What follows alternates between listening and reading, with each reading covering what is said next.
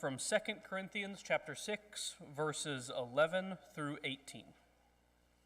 O Corinthians, we have spoken openly to you. Our heart is wide open. You are not restricted by us, but you are restricted by your own affections. Now in return for the same, I speak as to children, you also be open.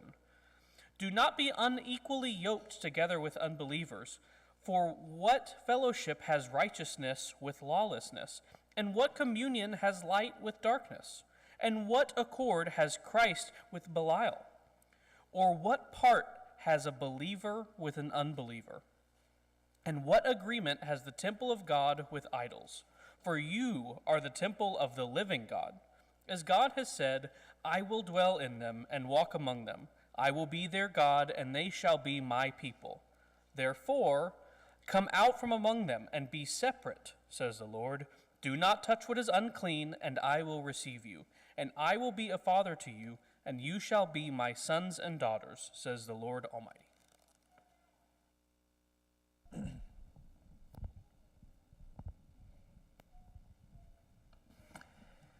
I remember the first time my older brother, Dan, brought a girl home from college with him. It was his freshman year. I was about 4 years younger, but he brought a girl, Stacy, to meet the family. And we had, had a nice visit together that Friday night, I guess it was, and she'd gotten to meet the family and all those sorts of things. We'd had dinner, and then we're standing around the kitchen just visiting, and Stacy had leaned against the wall where we had just kind of a wall shelf that had some decorative plates on it that I guess was only held up, as it turns out, by a kind of central fixture, to the point that when she leaned on it just a little bit, that whole shelf began to dislodge itself from the wall. And for what felt like the next 30 seconds, that shelf and all of the plates on it were crashing down. It felt like being in an earthquake. I really remember thinking that defied gravity, how long it took for all of those things, and just this cacophonous roar of crashing, just everything falling down and beginning to break. And of course, she, by the time that 30 minutes was over and it was finally down, settled onto the ground, Stacy had begun crying in embarrassment and horror. My mom had immediately jumped to hug her and start trying to tell her it was all right, it wasn't a big deal. She thought, of course, she had just destroyed something expensive or sentimental, something of great value that we had that was displayed in that way and in that position, of course. Those actually were just items my mom had saw in a store somewhere. She liked the way they looked. They probably cost about $20 for the whole arrangement that was set up there, and that's exactly what she started to tell her as soon as she got to her. It's not a big deal. Those weren't heirlooms. This is nothing that you need to worry about. But she was so mortified because that's usually the perception that we have. The expensive stuff is for display purposes only. You don't actually use any of that stuff. That china set you got when you married your spouse stays in the cabinet. That's the valuable stuff. That's really nice. And so she thought she was in the process of destroying that. Paul uses this principle, I believe, in 2 Timothy chapter 2. As he is writing to the younger man Timothy, he uses that principle that we almost intrinsically understand today to make a point for Timothy. He says, beginning in verse 20, 2 Timothy chapter 2 and verse 20, in a great house there are not only vessels of gold and silver, but also of wood and clay, some for honor and some for dishonor. Therefore, if anyone cleanses himself from the latter, he will be a vessel for honor, sanctified and useful for the master, prepared for every good work. The principle Paul is really getting to here, or the principle that is at work, is that some things are meant for different purposes. Some things have a specific use, and it would be inappropriate to use those instruments and roles that they aren't meant to fulfill. So here specifically, Paul is saying that Christians are meant to serve in a specific way. You keep yourself set apart. You keep yourself holy. You're meant to be a vessel for honor that the master can use for that specific role, and you are honored in doing that. You honor yourself and you honor God, and if you're not set apart, then you're not fit for that task. Those vessels of honor are meant to be kept clean. That's not the stuff that you hand to the kids when they want to play with something. That's not the stuff you take out when you're mowing the lawn and you're going to have to fill that up with ice water. You don't get that heirloom china and take that out for that purpose. You get the cup that you got at the restaurant a few days ago. We understand the difference in those things. And again, almost innately, we understand the concept of fitness or compatibility. You don't use a hammer to cut something. That's not what it was made for. You don't go to the bank for milk. That's not why that business and why that building is there. You don't go to a neurosurgeon the first time you have a headache. It just doesn't require that action and that level of expertise. It wouldn't be the most appropriate response. But from a spiritual standpoint, and that is our focus this morning together, we sometimes abandon these principles, this thing that we understand in so many other realms of life. We abandon that and begin trying to fit things where they do not belong, where they are not meant to go. And we ignore the obvious category differences that exist between two opposite entities. I want to just discuss this with you from a few perspectives together this morning. The statements, especially that I will have on the screen, I don't think will be novel or will be controversial in any way. They stand as rather obvious statements, I suppose, but sometimes, somewhere along the way, we lose track of them. I'll offer this lesson as simply a reminder, maybe, of some of those basic concepts. And the first is just that, as depicted there, that when we understand God, we are understanding some being, some entity that is not a mere man. There are clear differences between the two in role, in function, in origin, in nature, in greatness, magnitude, whatever you want to look at. Clear differences exist. Now, this misconception, or the mistake we make in this realm sometimes, is somewhat understandable up to a point. Because we can't truly conceive of God as He is.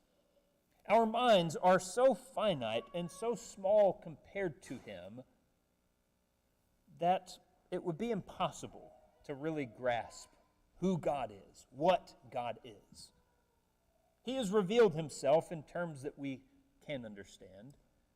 We can begin approaching an understanding of the infinite and the omnipotent and the omniscient, but we can't ever really get there.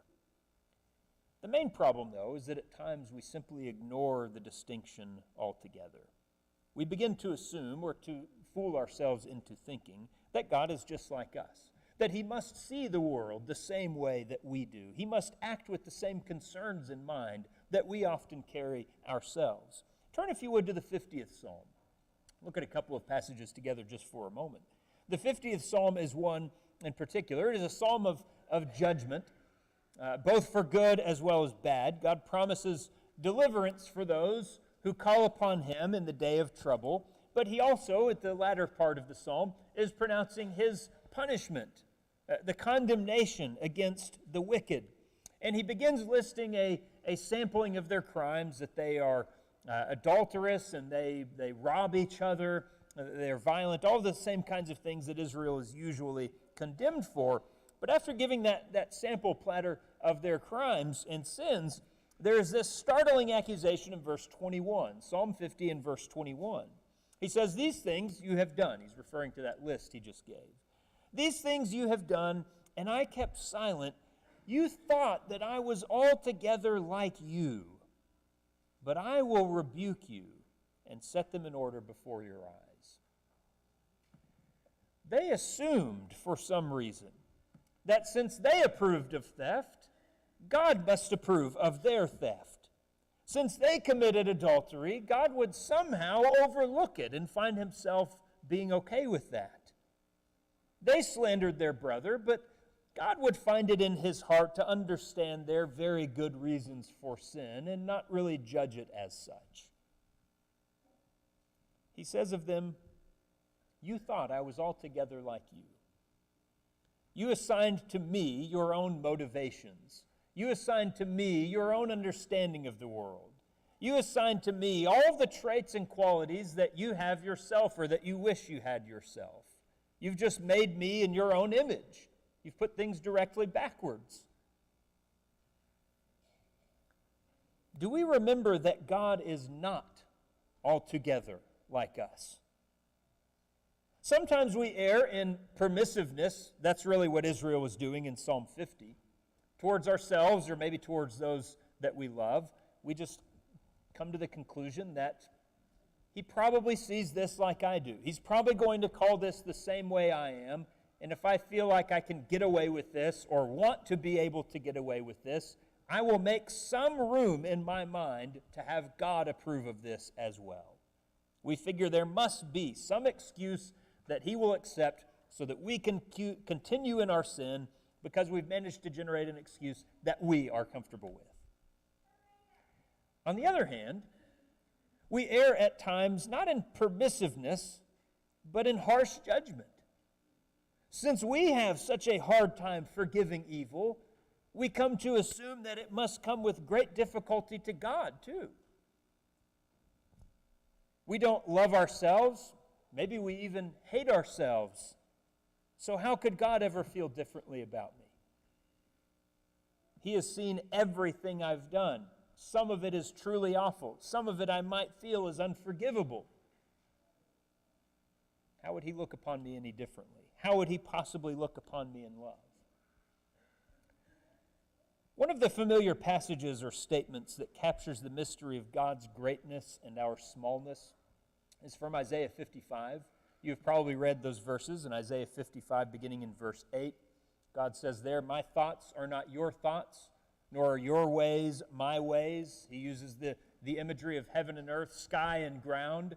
As much distance as there is between the heavens and the earth, that's how great a distance there is between your thoughts and mine, and your ways and mine.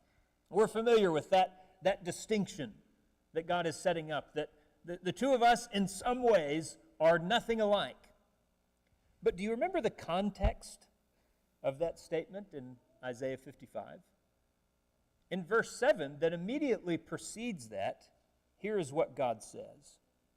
"Let the wicked forsake his way, and the unrighteous man his thoughts. Let him return to the Lord, and the Lord will have mercy on him, and to our God, for he will abundantly pardon." That's the statement that God is saying of himself. I'm able to do this because I'm not like you. I'm able to do this because I am so far above you, so far greater than you, that you can scarcely comprehend it. It is in the context of his mercy and his pardon and how great those things are. At the end of that section in Isaiah 55, God is talking about reversing the curse, bringing back Eden to man, accomplishing his purpose in salvation rather than seeing it fail. The things he is saying that are so hard for us to comprehend are his blessings towards us. That's what we have to understand about God, that he is not like us. He is not a mere man as well. In his capacity to see and to hate evil, but also in his capacity to pardon evil. Now in this, the 78th Psalm is similar as well. In Psalm 78, the accusation against Israel and their constant sin in the wilderness is stated in verse 41 that they limited the Holy One of Israel. How? What did they do that limited the Holy One of Israel? He continues verse 42. Psalm 78, verse 42, he says, "They did not remember his power." And goes on to explain how that power had been displayed. Israel forgot that God could always save. They went after cheap and foolish imitations. They lost faith. They ignored his word because they forgot his power. And so we must remember, God is not like us. Do not think that he will laugh at sin as we do, but do not limit his power to save. and to forgive and to provide life. He is not us, and we often mention how thankful we are for that. Well, the reverse is true as well, of course. God is not a mere man, and it follows from that, since he is not like us, we are not like him in many important regards. Beth was telling me just a few days ago, she had watched a clip online about the making of a scene from the Chosen, the TV show. There's a TV show about Jesus and the apostles. But she was watching a clip about how they had tried to make the scene where Jesus walks on water and just kind of what was involved in doing that. And she described becoming emotional at watching that, seeing the difficulty that they had to go to make it look like this man playing Jesus was walking on water. Here was an entire crew of professionals who were struggling to make it look like something, to not actually do it, but to make it look like this person was doing something that the true Lord had done with no trouble at all. And that was very moving to her, just considering that idea. The difference between the two. And I started thinking of that as well. Two films came out in 2014. There was Noah, about Noah, supposedly, that had a budget of at least $125 million. And also that year, Exodus, Gods and Kings, Ridley Scott's movie about Moses, again, supposedly, also came out about 9 years ago. Budget of at least $140 million. When the Ten Commandments movie came out, the old Charlton Heston classic back in 1956, it had carried a price tag, a then record price tag, of $13 million. That's how much that movie cost to make in the 50s, which in today's dollars would be over $140 million itself. Think of that much money that is used to simply give the illusion of things, to simply try to bring to life the parting of the Red Sea or turning water to blood or whatever other things might be depicted in that way, that God performed with no budget, with no CGI, with no camera tricks, simply with his power. Simply because he is the creator, and he made those elements that he is manipulating. And he has all authority to do what he wishes with nature at any time whatsoever. We are so limited compared to God, but we forget. We forget that simple, obvious statement that man is far below God. And so, what do? Well, we put ourselves in judgment against one another. Occupy the position that God alone should occupy. We forget how often we lack both facts and wisdom to judge rightly in matters that pertain to another person. We make decisions about our own lives without taking any time whatsoever to consult him. And we forget how often our priorities are ignored or put wrong, rather. We overlook key factors. We go into something foolishly without asking this great and almighty God, what do you think I should do? We fail to pray at the times where we truly need guidance or protection or help, forgetting that there is no might greater than his. There is no aid more helpful. Our power is nothing compared to his. Our wisdom, nothing. Our perception, nothing. But we often want to set ourselves on equal footing and believe that we've got it handled, that we can be the judge, that we can be the power that gets ourselves through the day. My encouragement here with this point would simply be to find humility in ourselves, a proper ordering in our minds, a proper respect for his position relative to ours, and to not appropriate for ourselves things that are not proper, things that do not belong to us, to our domain, to let God be God, and to let us be men. Let me say, thirdly, this morning, that the world at large tries to take on a role it is simply not suited for, with some regularity. There are many things that the world is simply not suited to handle. This is nothing new. This is nothing really even surprising. Satan, from the very beginning, has been selling substitutes. It's what he likes to do. Issue a knockoff and trick people into thinking it is the genuine article. But it is extremely harmful when we fall for the trick and begin looking outside of God for things that are only found in him. One key area we see this is when our world tries to set forth morality. Society wants to govern or arbitrate good and evil. We, the people, will be the authority on matters of right and wrong. But we see over time, again and again, how this plays out. We could use countless examples. It takes far too long for us to identify that sin is actually sin and that sin destroys things. But then as soon as we identify, oh, we as a people have been doing something terrible for a long time, we should stop doing that. We go then far, far overboard in trying to correct that mistake and end up making some other error in that course correction and just make essentially the same mistake in different ways. We fight racism with a different kind of racism. We fight sexism with a different kind of sexism. We conclude that people shouldn't be murdered in the streets because they are gay. And so we solve that problem by saying, let's have a drag show in our kindergarten class. That'll make things right. That's a good solution to things. We encourage sex with anyone at any time, and then we seem surprised at rampant sexual abuse and unwanted pregnancy and all kinds of diseases that result from that kind of behavior. We rush to then take foolish steps to correct those problems.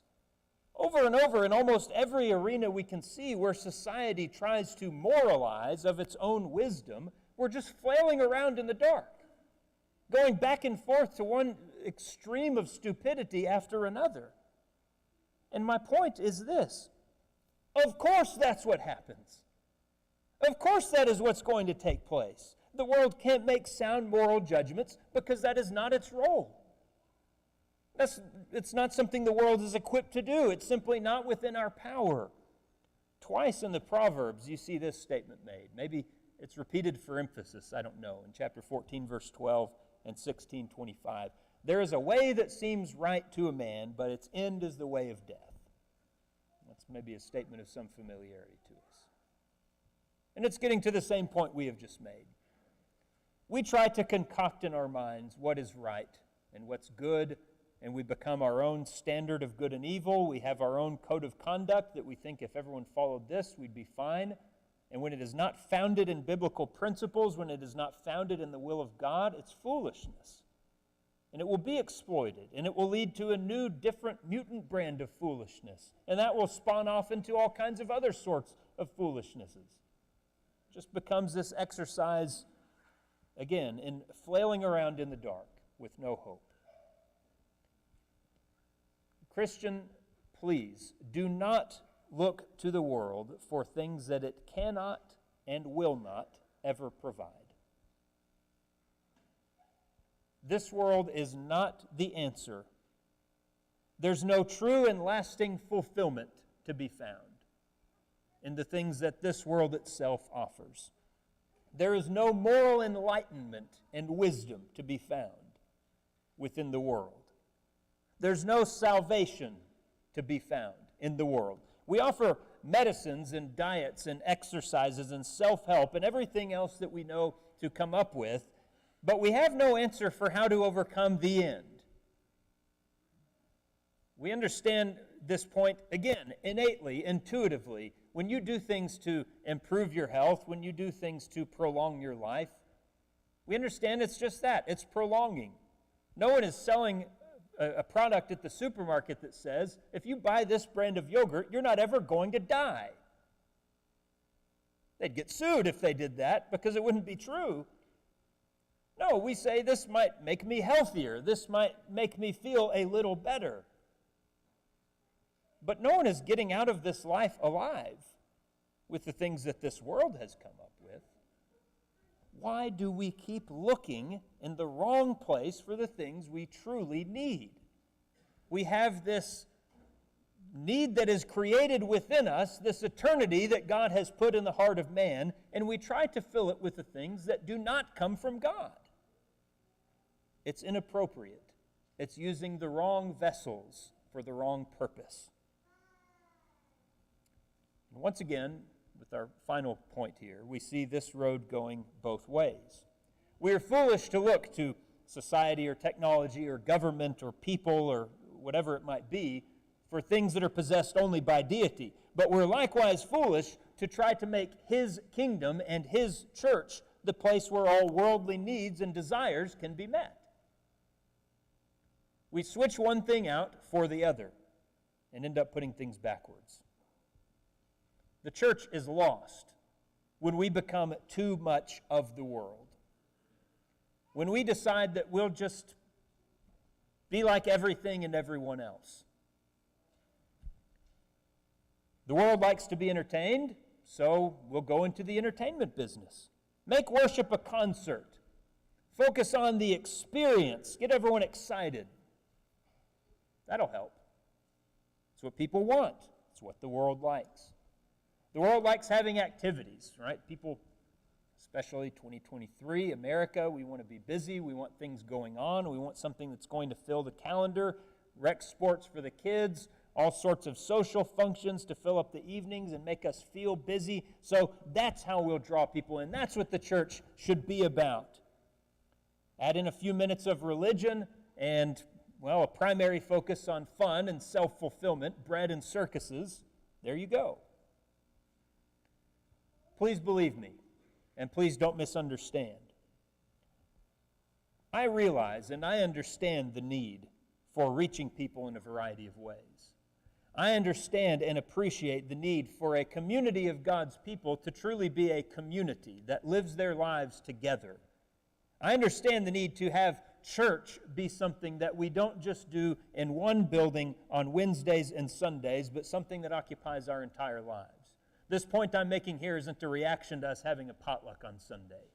Saying, well, if you got together and had a good time, you weren't doing Christianity. No, that's not the point at all. I must be very clear, though, in saying it is not the purpose of the church to populate your social calendar and keep your kids entertained. The purpose of God's church is to glorify God and proclaim salvation in Christ to the world who needs that thing more than any other thing so very badly. And when we stray from that steady aim, we aren't using the vessel for its intended use. We aren't using the vessel for its appropriate usage. And there I find us in true danger. You've seen how God describes us. What does Paul tell Titus? That Jesus Christ, this is Titus chapter 2, verse 14. Jesus Christ gave himself for us that he might redeem us from every lawless deed and purify for himself his own special people, zealous for good works. You see that terminology employed with some regularity in the entire Bible and in the New Testament as well. Special, set apart, sanctified, different, distinct.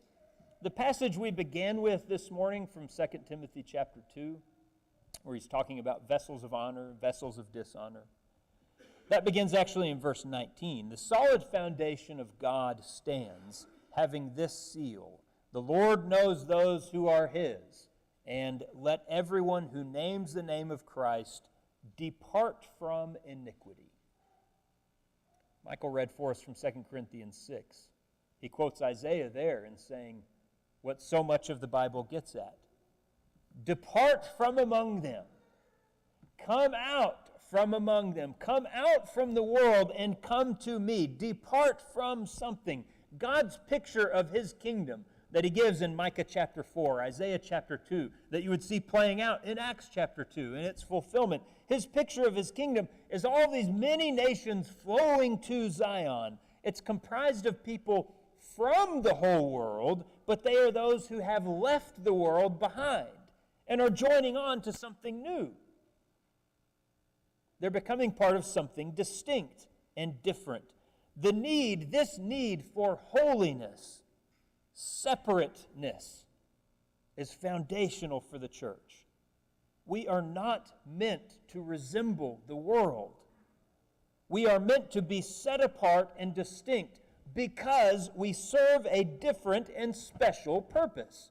We're zealous for good works. We honor and glorify God. We proclaim, as Paul would say in the Ephesian letter, that part of the purpose of the church is that we exist to make known the eternal purpose of God in saving men and reconciling us to himself. God has designed it this way. If we are not different, if there is no ability to discern between the church and any other club or organization or philosophy or political group, then we are not the church of God. We are not the church of Christ if that difference is not present.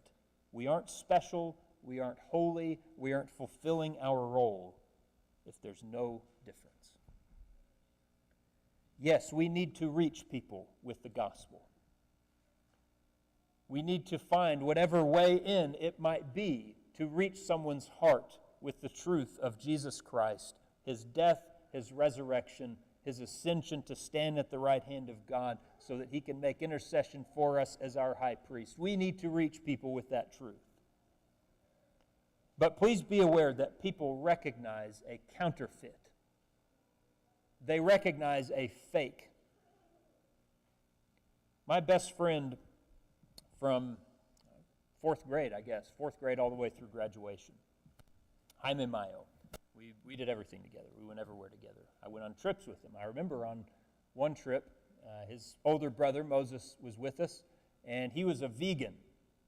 Now, this was back in the 90s, before that was cool, right? Before most people even had heard of what a vegan actually was.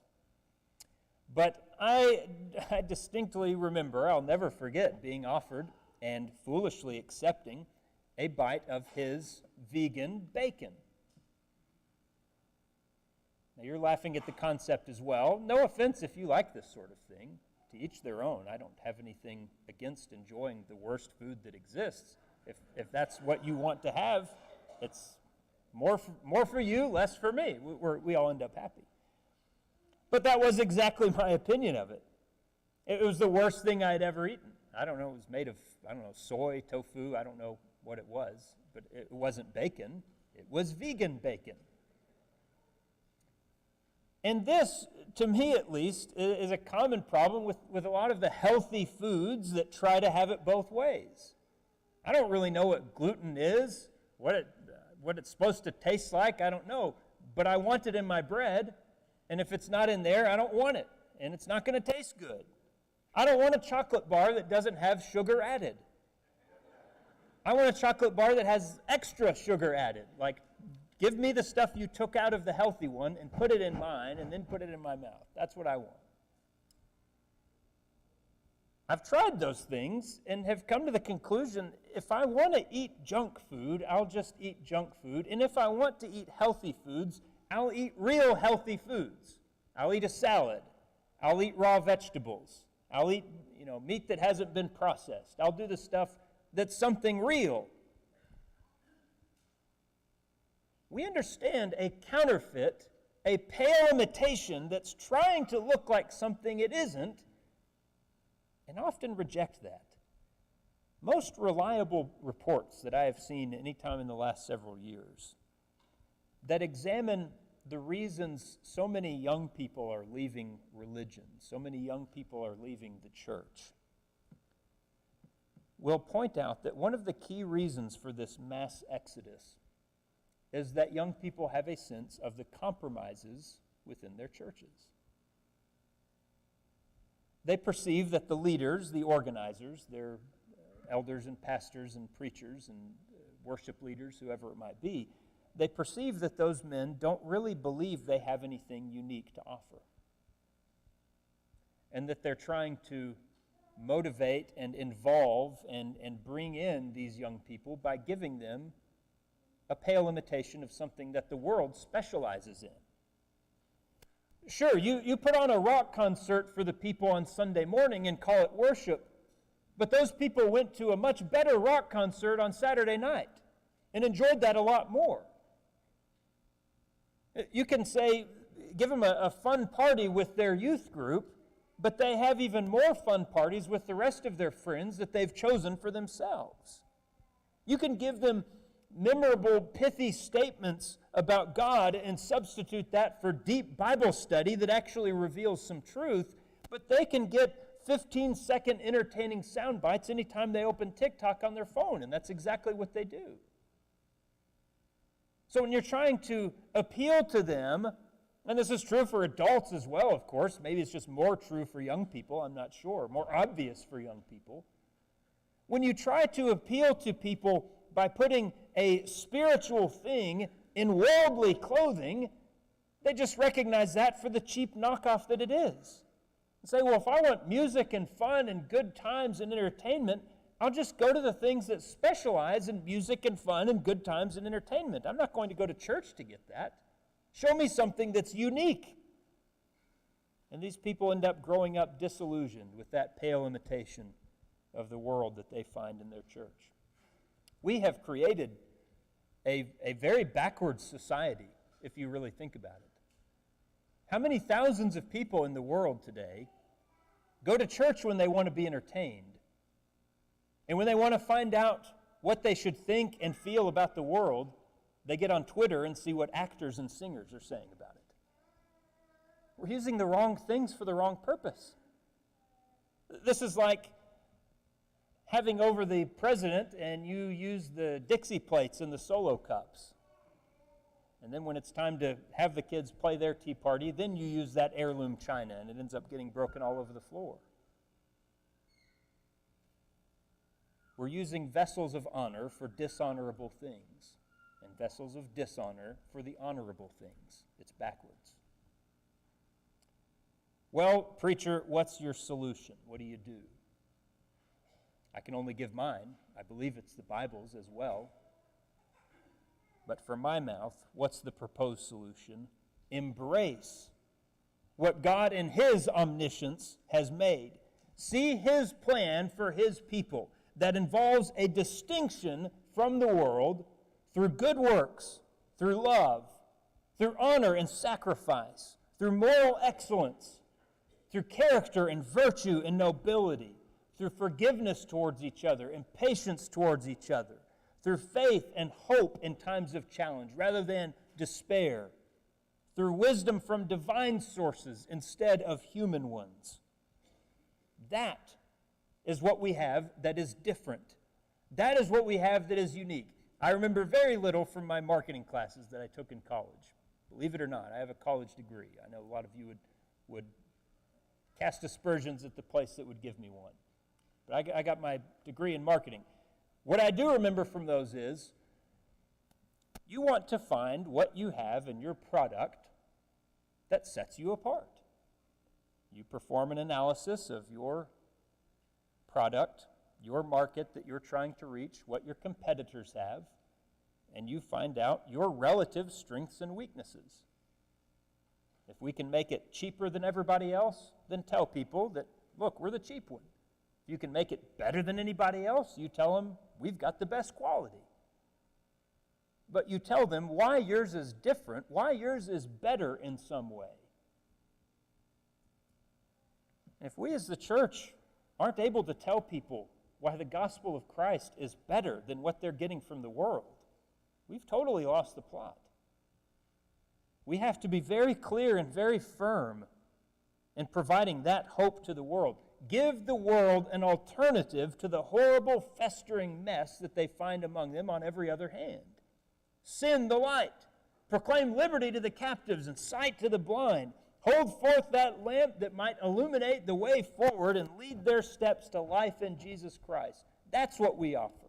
That's what we can show. That's what the church of God is meant to do. That's what the world can never do. May we embrace that. My admonition, my encouragement for this morning would be simply that. To use the vessels we have for their intended purpose. Don't get them mixed up. Don't make substitutes. Don't make knockoffs. recognize the genuine nature of what God can offer, and provide that hope to as many as would have it. Maybe you are in that camp this morning. You are looking for something that is real. You don't want that yogurt that's going to add 10 years to your life. You want eternal life. You don't want some way that's going to help you manage the pain of existence. You want hope that you will have an eternity blessed with the God who loves you more than any. You don't want compromise, a way of just sort of getting along with the things that are around you and making your peace as best you can. You want to know what is actually true, what is actually right, what a man must actually do to be right before his God. Come to him this morning. Come to him with belief, with faith, that he alone can provide the answers, he alone can provide life.